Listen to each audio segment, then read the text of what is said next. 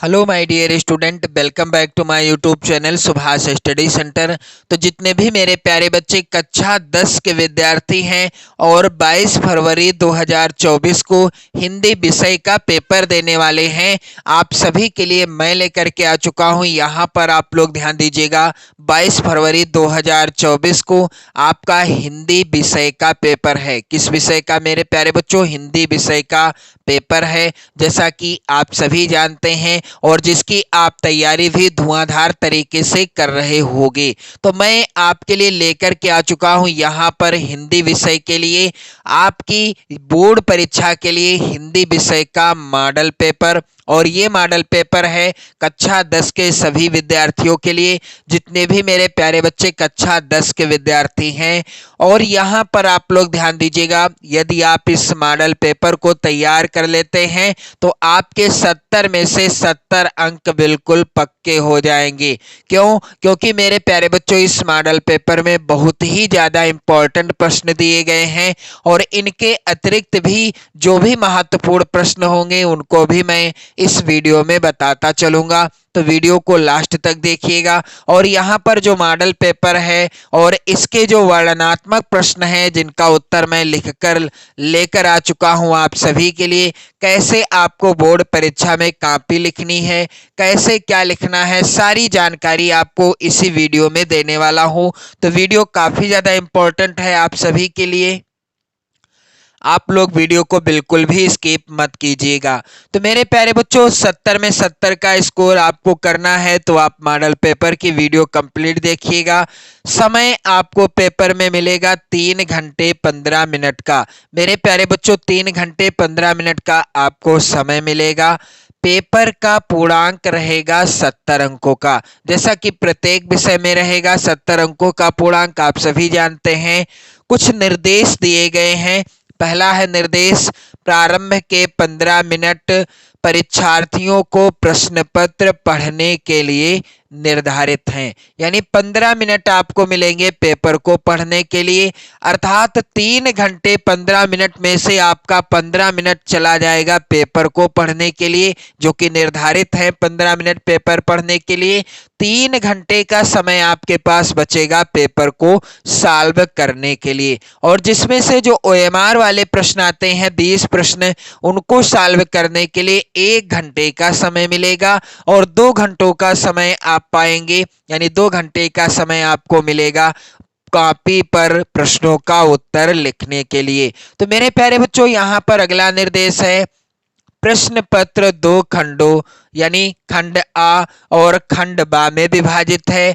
प्रश्न पत्र के खंड आ में बहुविकल्पी प्रश्न है, जिसमें सही विकल्प का चयन करके ओएमआर शीट पर नीले अथवा काले बाल पॉइंट वाले पेन से सही विकल्प वाले गोले को पूरी तरह से काला करना है। मेरे प्यारे बच्चों ओएमआर शीट में 20 प्रश्नों का उत्तर आपको देना होगा। प्रत्येक प्रश्न होगा 1 नंबर का, और यदि आप इन 20 प्रश्नों का आंसर सही तरीके से और सही ढंग से ओएमआर शीट भरते हैं तो आपके पूरे पूरे 20 नंबर मिल जाएंगे, राइटिंग आपकी चाहे जितनी ही खराब क्यों ना हो। मेरे प्यारे बच्चों यहाँ पर आप लोग ध्यान दीजिएगा, खंड आ में बहुविकल्पी प्रश्न हेतु प्रत्येक प्रश्न के लिए 1 अंक निर्धारित है, यानी जो 20 प्रश्न है प्रत्येक प्रश्न 1 अंक का होगा। यहाँ पर अगला है, आप लोग ध्यान दीजिएगा निर्देश, प्रत्येक प्रश्न के सम्मुख अंक भी दिए गए हैं कि कौन सा प्रश्न कितने अंक का है। तो मेरे प्यारे बच्चों यहाँ पर जो खंड आ है जिसमें बहुविकल्पी प्रश्न दिए गए हैं, पूर्णांक 20 का है। मेरे प्यारे बच्चों आप लोग इन सभी प्रश्नों को जरूर तैयार कर लीजिएगा। पहला प्रश्न यहाँ पर आप लोग ध्यान दीजिएगा, अभिमन्यु वध खंड काव्य के रचयिता हैं। यहाँ पर विकल्प इस प्रकार से हैं मेरे प्यारे बच्चों, आप लोग ध्यान दीजिएगा। पहला विकल्प मैथिली शरण गुप्त है, दूसरा है विकल्प रामधारी सिंह दिनकर, तीसरा राम नरेश त्रिपाठी, चौथा रामचंद्र शुक्ल। तो अभिमन्यु वध खंड काव्य के लेखक यानी रचनाकार कौन है? इसका उत्तर हो जाएगा रामचंद्र शुक्ल जी। प्रश्न संख्या 2 है मेरे प्यारे बच्चों, मित्रता निबंध के अनुसार विश्वास पात्र मित्र है? क्या है विश्वास पात्र मित्र? मित्रता निबंध के अनुसार विश्वास पात्र मित्र जीवन की एक औषध के समान है। पहला ही विकल्प सही हो जाएगा। और मित्रता निबंध के लेखक कौन है? आचार्य रामचंद्र शुक्ल जी हैं। मेरे प्यारे बच्चों, प्रश्न संख्या यहाँ पर 3 है। सबसे भयानक ज्वर होता है। तो आपने पढ़ा होगा मित्रता निबंध के उस गद्यांश को जिसमें लिखा होता है कुशंग का ज्वर सबसे भयानक होता है। और ये गद्यांश हर साल बोर्ड परीक्षा में पूछा भी जाता है। प्रश्न संख्या 4 है मेरे प्यारे बच्चों, वेरी इंपॉर्टेंट आपकी बोर्ड परीक्षा 2024 के लिए। चंद्रगुप्त किस विधा की रचना है? तो यहाँ पर दिए गए विकल्पों में से सही उत्तर क्या हो जाएगा?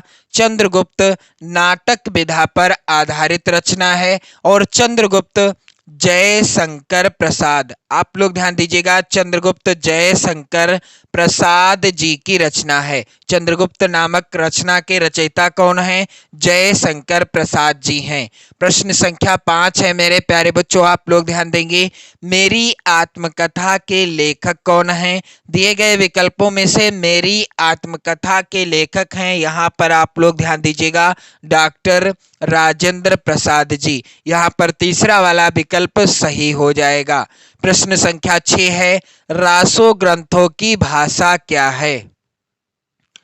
तो दिए गए विकल्पों में से सही उत्तर क्या हो जाएगा? रासो ग्रंथों की भाषा कैसी है? डिंगल भाषा है। प्रश्न संख्या 7 है मेरे प्यारे बच्चों, भक्ति काल की रचना है। दिए गए विकल्पों में से कौन सी रचना है जो कि भक्ति काल में लिखी गई? यहाँ पर उत्तर हो जाएगा विनय पत्रिका, जो कि है किसकी रचना?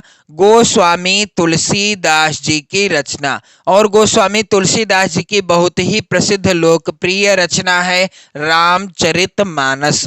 तो यहाँ पर आप लोग ध्यान दीजिएगा, भक्ति काल की रचना कौन सी है?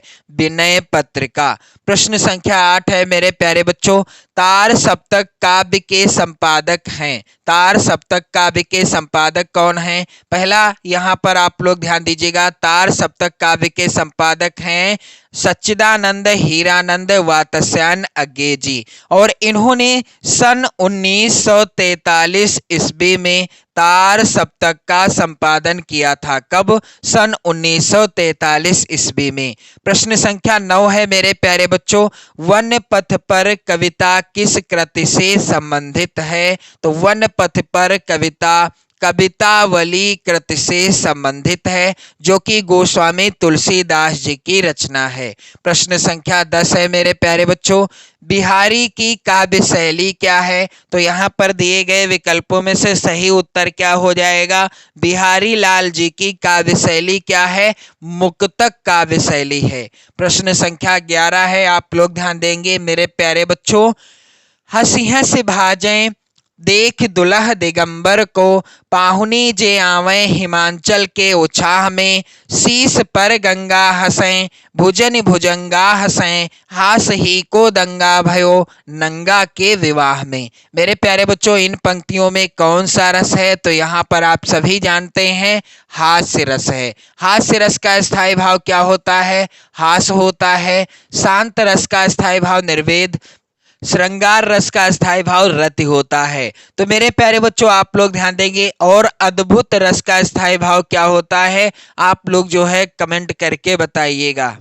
प्रश्न संख्या 12 है मेरे प्यारे बच्चों, कोट कुलिस सम वचन तुम्हारा पंक्ति में अलंकार कौन सा है? यहाँ पर आप लोग ध्यान दीजिएगा, यहाँ पर है मेरे प्यारे बच्चों उपमा अलंकार। क्यों? क्योंकि मैंने आपको बताया था कि जहाँ किसी वस्तु की किसी दूसरे वस्तु या व्यक्ति के साथ समानता या तुलना की जाती है, वहां पर होता है उपमा अलंकार।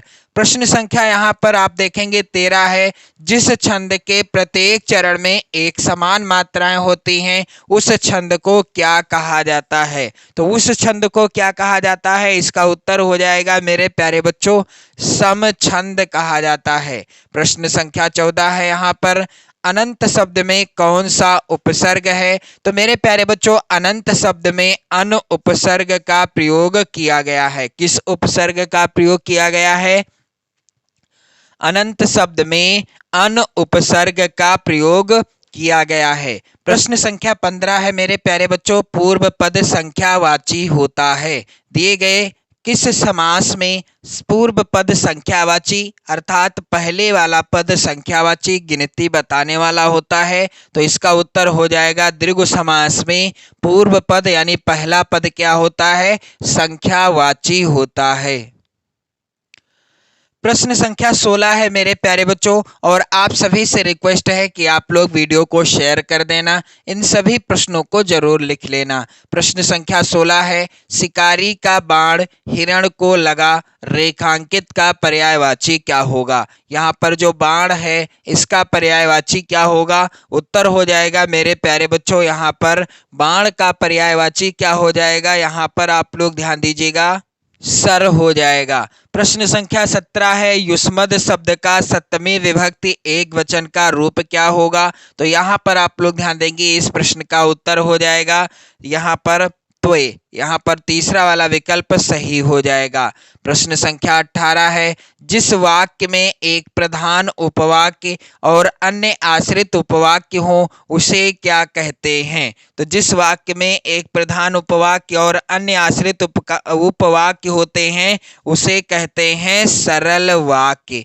मेरे प्यारे बच्चों, प्रश्न संख्या 19 है, वाक्य में भाव की प्रधानता होती है, यानी जब वाक्य में भाव की प्रधानता होती है तब वाच्य कैसा होता है? तो इसका उत्तर हो जाएगा भाववाच्य।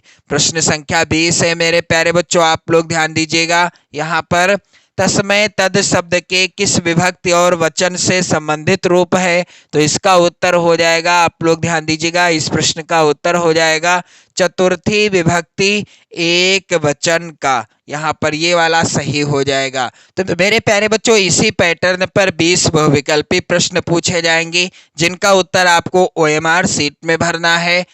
अब इसके बाद यहाँ पर आप लोग ध्यान दीजिएगा, खंड बा जो कि वर्णनात्मक प्रश्नों से संबंधित होगा, और इन प्रश्नों का उत्तर आपको अपनी कॉपी पर लिखना होगा। कैसे आपको अपनी कॉपी पर लिखना है ताकि आपके 70 में से 70 अंक बिल्कुल पक्के हो जाएं? मेरे प्यारे बच्चों, यहाँ पर प्रश्न है पहला, आप लोग ध्यान दीजिएगा, निम्नलिखित गद्यांश पर आधारित 3 प्रश्नों के उत्तर दीजिए। 6 नंबर का प्रश्न है और गद्यांश यहाँ पर है, आप लोग ध्यान देंगे, पहले पहाड़ काटकर उसे खोखला कर दिया गया, फिर उसमें सुंदर भवन बना लिए गए जहां खंभों पर उभारी मूर्तें बिहस उठी। मेरे प्यारे बच्चों, इस गद्यांश का आप लोग यहाँ पर ध्यान दीजिएगा, पहला प्रश्न है उपर्युक्त गद्यांश का संदर्भ लिखिए। तो यह जो गद्यांश है मेरे प्यारे बच्चों, आप लोग ध्यान दीजिएगा, यह लिया गया है अजंता शीर्षक पाठ से गद्यांश, और इस गद्यांश के लेखक कौन है? डॉक्टर भगवत शरण उपाध्याय जी हैं, जैसा कि आप सभी जानते ही हैं। मेरे प्यारे बच्चों, इसके बाद आप ध्यान दीजिएगा, अथवा में गद्यांश है, ईर्ष्या की बड़ी बेटी का नाम निंदा है, जो व्यक्ति ईर्ष्यालु होता है वही बुरी किस्म का निंदक भी होता है। दूसरों की निंदा वह इसलिए करता है कि इस प्रकार दूसरे लोग जनता अथवा मित्र की आंखों से गिर जाएंगी, और जो रिक्त स्थान होगा उस पर मैं अनायास ही बैठा दिया जाऊंगा। इस गद्यांश को मैं हल करके बताऊंगा कि कैसे आपको गद्यांश आधारित प्रश्नों का उत्तर अपनी बोर्ड परीक्षा की कॉपी पर लिखना है ताकि ये पूरे पूरे 6 अंक आपको मिल सके। जी हाँ मेरे प्यारे बच्चों, 6 अंक पूरे पूरे मिलेंगे यदि आप इसी तरीके से बोर्ड की कॉपी लिखोगे। गद्यांश का पहला प्रश्न है मेरे प्यारे बच्चों, उपर्युक्त गद्यांश का संदर्भ लिखिए। तो सबसे पहले हम अपनी कॉपी पर क्या करेंगे, खंड बा इस तरह से हेडिंग डाल देंगे, और इसके बाद प्रश्नोत्तर संख्या 1 कर रहे हैं, यानी पहला गद्यांश कर रहे हैं तो 1, यदि दूसरा कर रहे हैं अथवा वाला तो अथवा। यहाँ पर मैं अथवा करके आपको बता रहा हूं, तो यहाँ पर मैंने 1 अथवा डाल दिया है। फिर गद्यांश के शुरुआत के शब्द क्या हैं, यहाँ पर ईर्ष्या की बड़ी बेटी का नाम निंदा है, और अंतिम के शब्द क्या है, बैठा दिया जाऊंगा। तो यहाँ पर इस तरीके से मैंने लिख दिया है गद्यांश के शुरुआत के और अंतिम के शब्दों को, और यहाँ पर यदि आप संकेत हेडिंग डाल देते हैं तो और भी अच्छी बात है मेरे प्यारे बच्चों। इसके बाद आप संदर्भ हेडिंग डालिएगा। संदर्भ लिखने का आप बिल्कुल सही तरीका यहाँ पर देख सकते हैं। संदर्भ आपको शार्ट में बिल्कुल नहीं लिखना है। कुछ बच्चे शार्ट में संदर्भ लिखते हैं तो एग्जामिनर क्या करते हैं, पूरे नंबर नहीं देंगे। आप संदर्भ बिल्कुल अच्छे से लिखिए। जो काले पेन से लिखना है वो काले पेन से लिखिए, जो नीले पेन से लिखना है वो नीले पेन से लिखिए। जैसा कि यहाँ पर आप देख पा रहे होंगे, प्रस्तुत गद्यांश हमारी पाठ्य पुस्तक हिंदी काले पेन से लिखा गया है। के गद्य खंड भी आप काले पेन से लिखेंगे। में संकलित पाठ का नाम क्या है, ईर्ष्या तू न गई मेरे मन से। पाठ का नाम जो है इसको भी काले पेन से ही लिखा गया है। और इसके बाद जिसके लेखक कौन है, रामधारी सिंह दिनकर जी हैं। लेखक का नाम भी आपको काले पेन से ही लिखना है।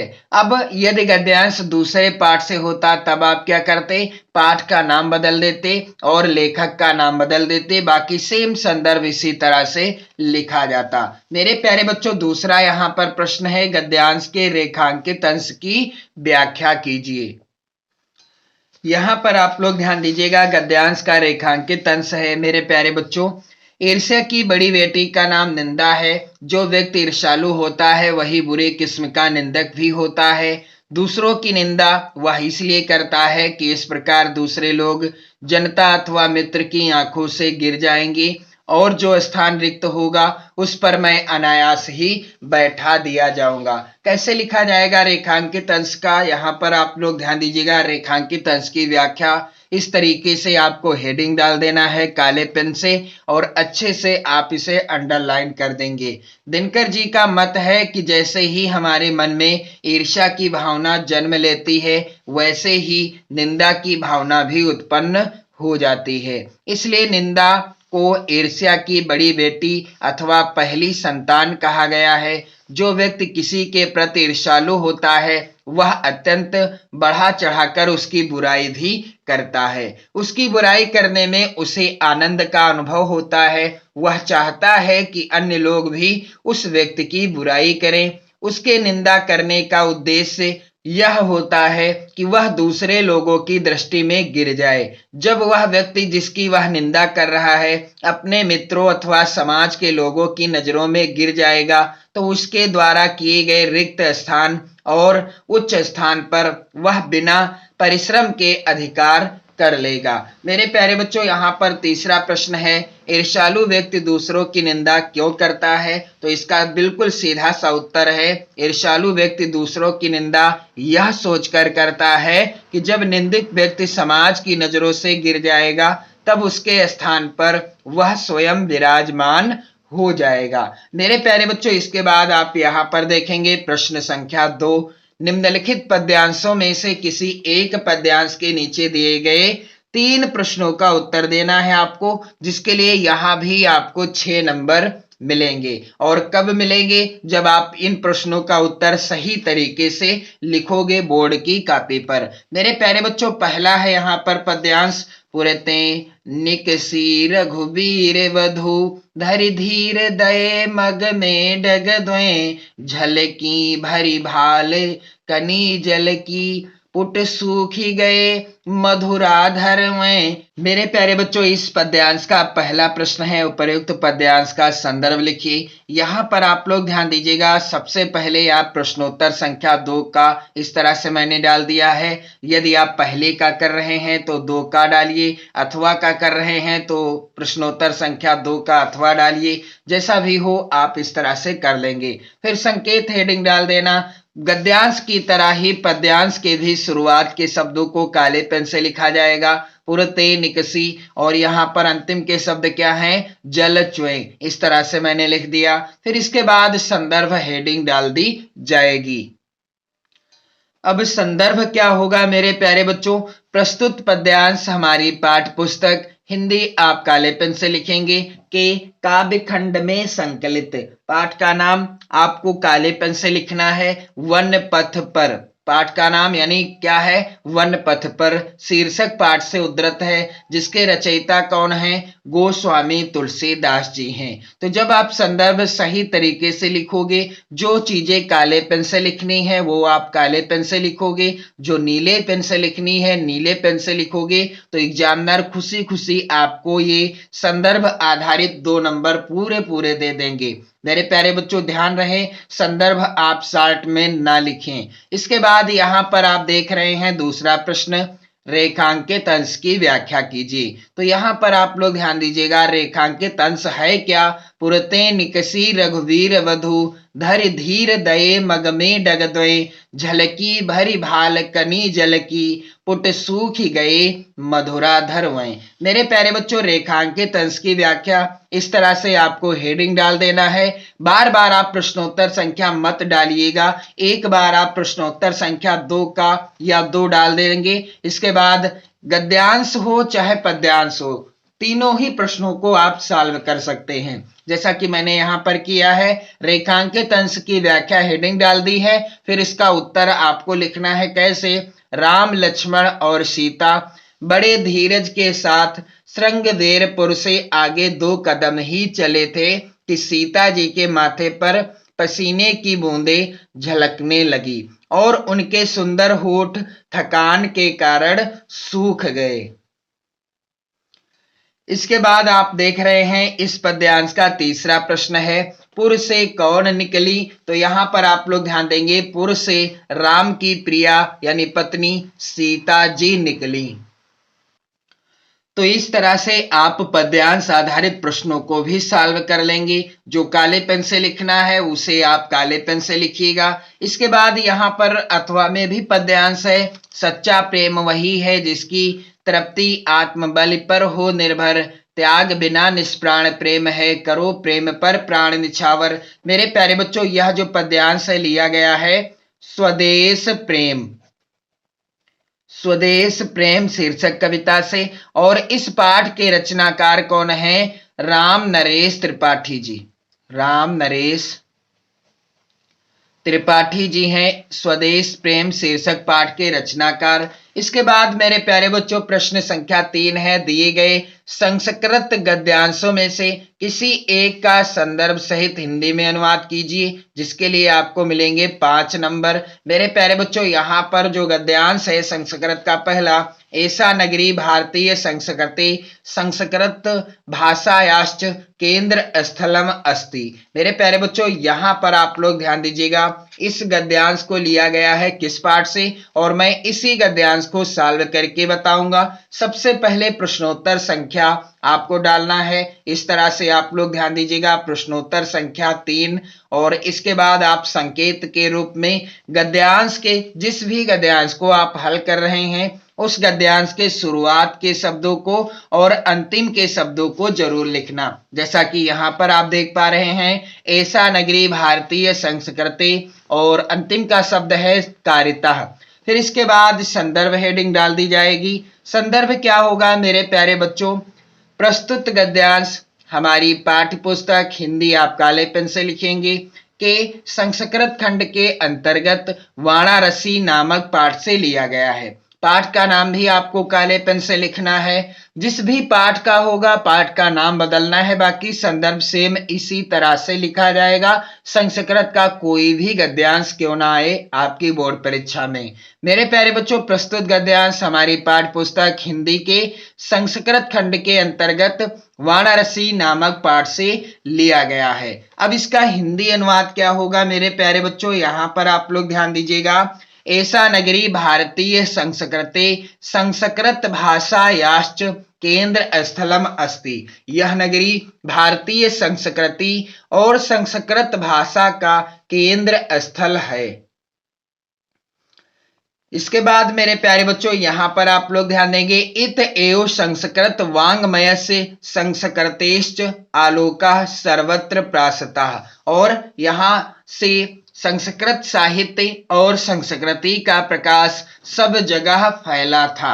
मुगल युवराजा दारासिकोहा अत्रागत्य भारतीय दर्शन शास्त्राणाम अध्ययनम अकरोत्, सा तेषां ज्ञानेन तथा प्रभावितः अभवत् यत् तेन उपनिषदाम अनुवादः पारसी भाषायां कारितः। मुगल युवराज दारा शिकोह ने यहाँ आकर भारतीय दर्शन शास्त्रों का अध्ययन किया था। वह उनके ज्ञान से ऐसा प्रभावित हुआ कि उसके द्वारा उपनिषदों का अनुवाद फारसी भाषा में कराया गया। मेरे प्यारे बच्चों, इसके बाद यहाँ पर आप देख रहे हैं अथवा में भी गद्यांश है जो कि वेरी इंपॉर्टेंट है।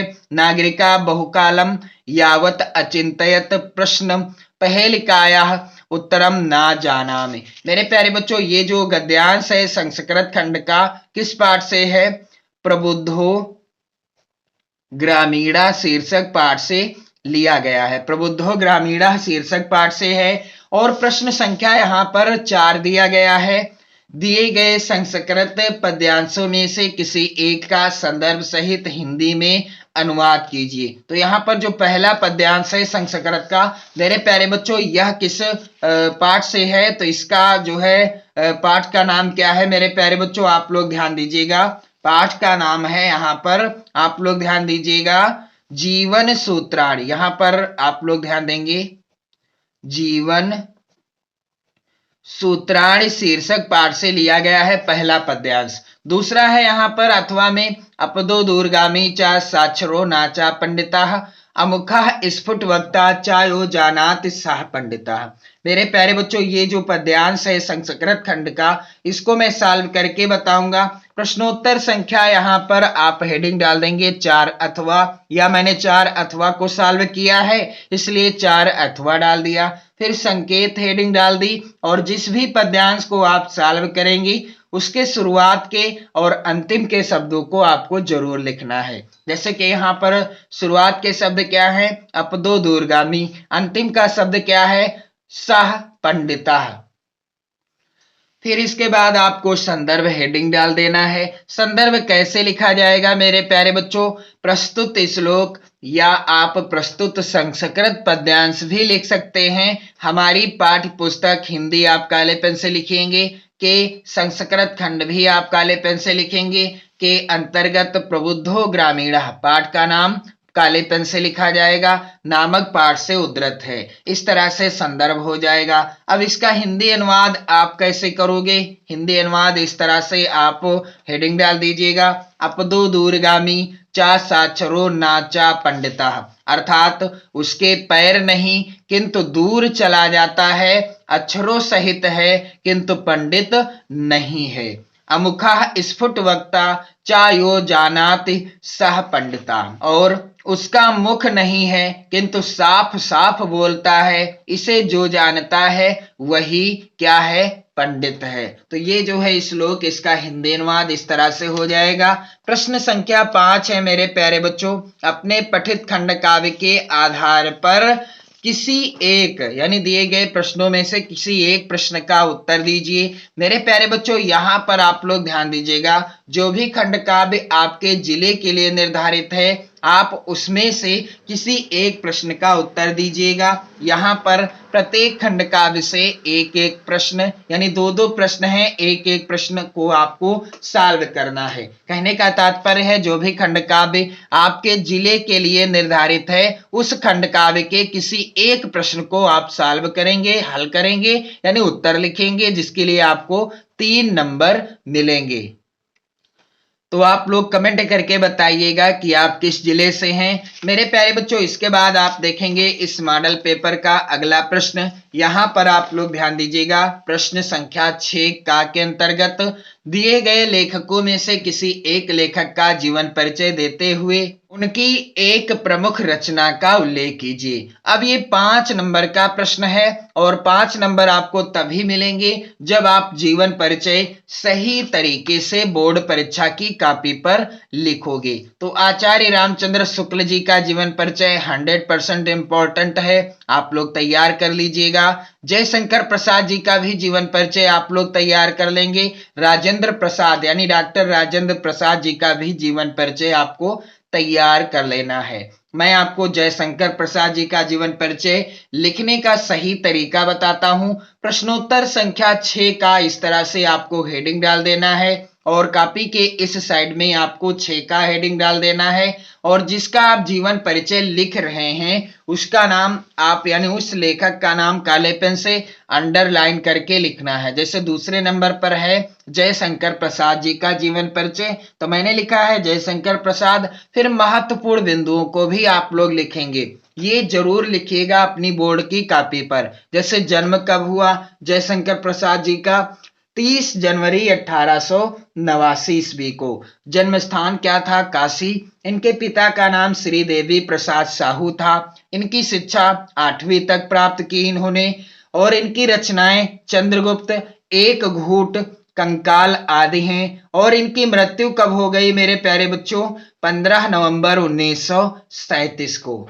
इसके बाद आप जीवन परिचय हेडिंग डाल देंगे। जीवन परिचय कैसे लिखा जाएगा मेरे प्यारे बच्चों, जयशंकर प्रसाद का जन्म काशी के एक प्रतिष्ठित वैश्य परिवार में 30 जनवरी 1889 में हुआ था। आप लोग ध्यान देंगे जो काले पेन से मैंने लिखा है, यदि आप जयशंकर प्रसाद जी का जीवन परिचय बोर्ड परीक्षा की कॉपी पर लिखते हैं तो आप इसी तरह से लिखिएगा। बिल्कुल आसान शब्दों में है और बिल्कुल सही तरीका है ये। मेरे प्यारे बच्चों यहाँ पर आप लोग ध्यान दीजिएगा, इनके पिता श्री देवी प्रसाद साहू जो कि सुंघनी साहू के नाम से प्रख्यात थे, उनकी दानशीलता और उदारता के कारण उनके यहाँ विद्वानों और कलाकारों का बराबर समादर हुआ करता था। किनके यहाँ, जयशंकर प्रसाद जी के यहाँ।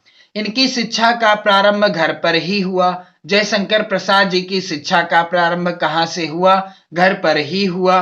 संस्कृत, फारसी, उर्दू और हिंदी की शिक्षा इन्होंने घर पर ही स्वाध्याय से प्राप्त की। कुछ समय के लिए स्थानीय क्वींस कॉलेज में नाम लिखवाया गया किंतु वहां 8वीं कक्षा से ऊपर नहीं पढ़ सके। 12 वर्ष की अल्पायु में इनके पिता का देहांत हो गया। जब जयशंकर प्रसाद जी केवल 12 वर्ष के थे तभी इनके पिता का देहांत हो गया। इनका अधिकांश जीवन काशी में बीता। यक्ष्मा अर्थात टीबी के कारण प्रसाद जी का देहांत 15 नवंबर 1937 ईस्वी को हो गया।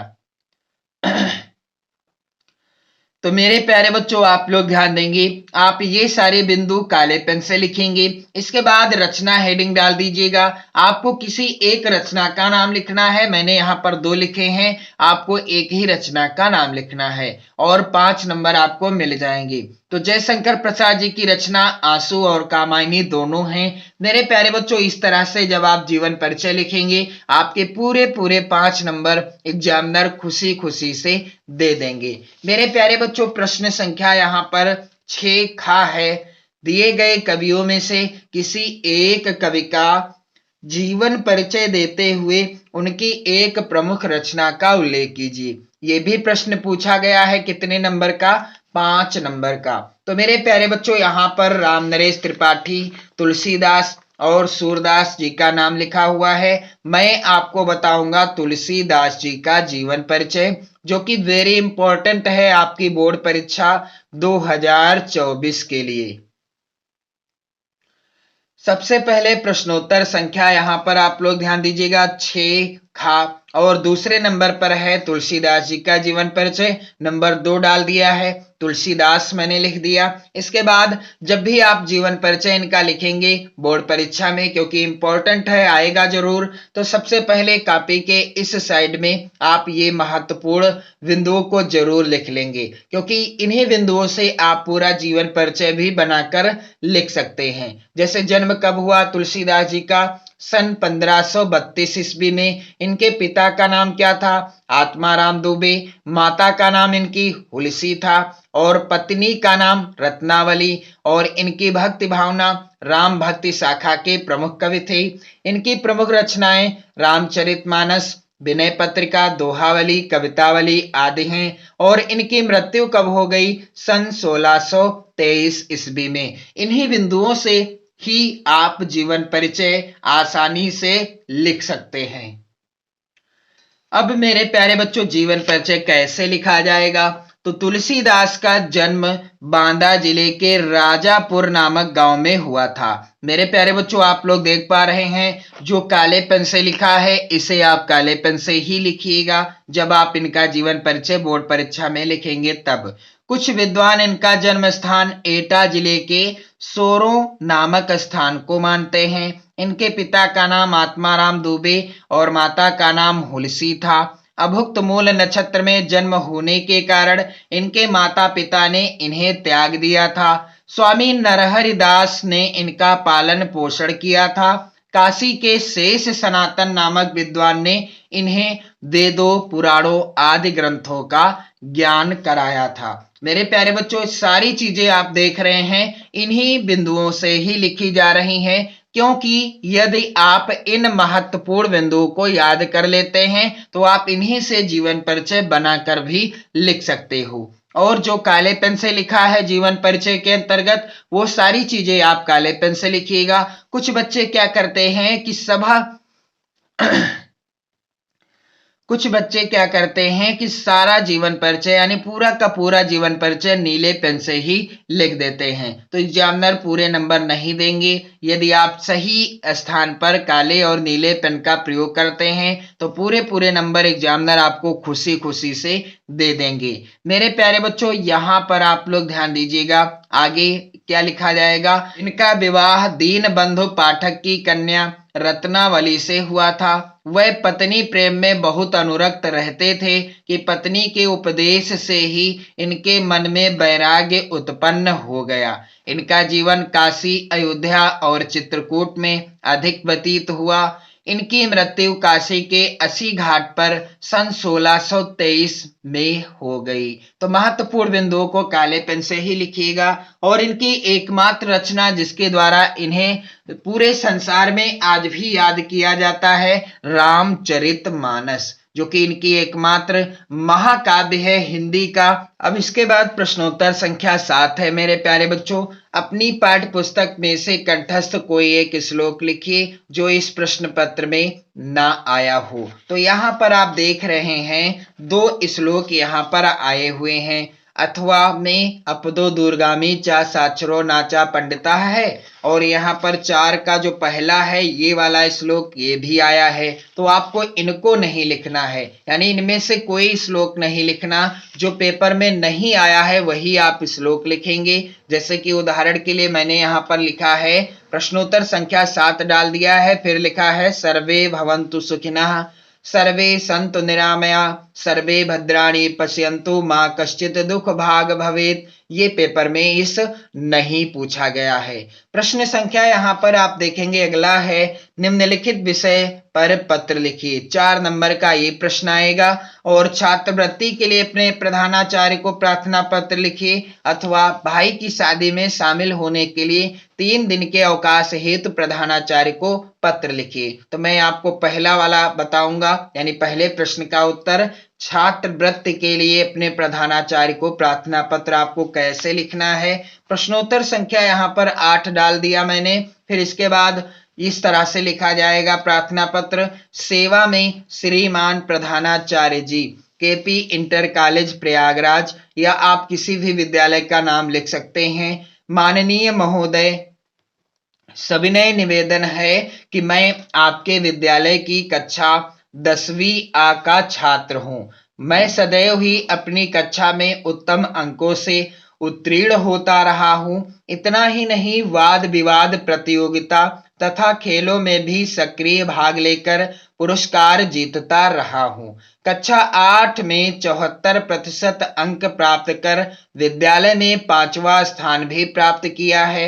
मैं आपसे विनम्र निवेदन करता हूं या करना चाहता हूं कि मेरे घर की आर्थिक स्थिति अच्छी नहीं है। डर है कि कहीं अर्थाभाव के कारण मेरी पढ़ाई न छूट जाए, अतः आशा है कि आप मुझे विद्यालय कोष से छात्रवृत्ति प्रदान करने की कृपा करेंगे। यदि मैं अर्थाभाव में ना पढ़ सका तो मेरा भविष्य अंधकारमय हो जाएगा। आप ही मुझे अध्ययन विरत होने से बचा सकते हैं। इसके लिए मैं आपका बहुत आभारी रहूंगा। धन्यवाद सहित आपका आज्ञाकारी शिष्य का खा गा, क्योंकि आपको बोर्ड एग्जाम में कहीं पर भी अपना नाम नहीं लिखना है। मेरे प्यारे बच्चों कक्षा 10 आ इस तरह से आप लोग डाल दीजिएगा। इसके बाद प्रश्न अगला है, यहाँ पर आप लोग ध्यान देंगे, प्रश्न संख्या यहाँ पर आप लोग ध्यान दीजिएगा 9 है। निम्नलिखित प्रश्नों में से किन्हीं दो प्रश्नों का उत्तर संस्कृत में दीजिए। तो ये जो प्रश्न है इन्हें आप लोग जरूर तैयार कर लीजिएगा। यहाँ पर आप लोग ध्यान दीजिएगा, प्रश्न संख्या 9 का जो पहला प्रश्न है और जो तीसरा प्रश्न है ये हर बार बोर्ड परीक्षा में आते रहे हैं, वेरी इंपॉर्टेंट हैं। पहला प्रश्न और तीसरा प्रश्न, तो इनका ही मैं उत्तर बताऊंगा। प्रश्नोत्तर संख्या आप एक बार डालेंगे, बार बार नहीं डालना है। प्रश्नोत्तर संख्या 9 इस तरह से हेडिंग डाल दी जाएगी। फिर 9 का पहला कर रहे हैं तो पहला, दूसरा कर रहे हैं तो दूसरा, तीसरा कर रहे हैं तो तीसरा, इस तरह से डालने के बाद पहला प्रश्न मेरे प्यारे बच्चों है, वाराणसी कस्या भाषायाः केंद्रम अस्ति। तो इस प्रश्न का उत्तर क्या होगा मेरे प्यारे बच्चों, वाराणसी भारतीय संस्कृत भाषायाश्च केंद्र स्थलम अस्ति। मेरे प्यारे बच्चों यहाँ पर तीसरा प्रश्न है, पदेन बिना किम दूरम याति। इसका उत्तर क्या होगा, यहाँ पर 9 का तीसरा मैंने डाल दिया। फिर इसके बाद उत्तर क्या होगा, पदेन बिना पत्रम दूरम याति। प्रश्न नंबर यहाँ पर आप लोग ध्यान दीजिएगा 10 है, निम्नलिखित में से किसी एक विषय पर निबंध लिखिए। देश प्रेम, वृक्षारोपण का महत्व, पर्यावरण प्रदूषण की समस्या और समाधान, भ्रष्टाचार की समस्या। मेरे प्यारे बच्चों यहाँ पर आप लोग ध्यान दीजिएगा, प्रश्नोत्तर संख्या 10 का यहाँ पर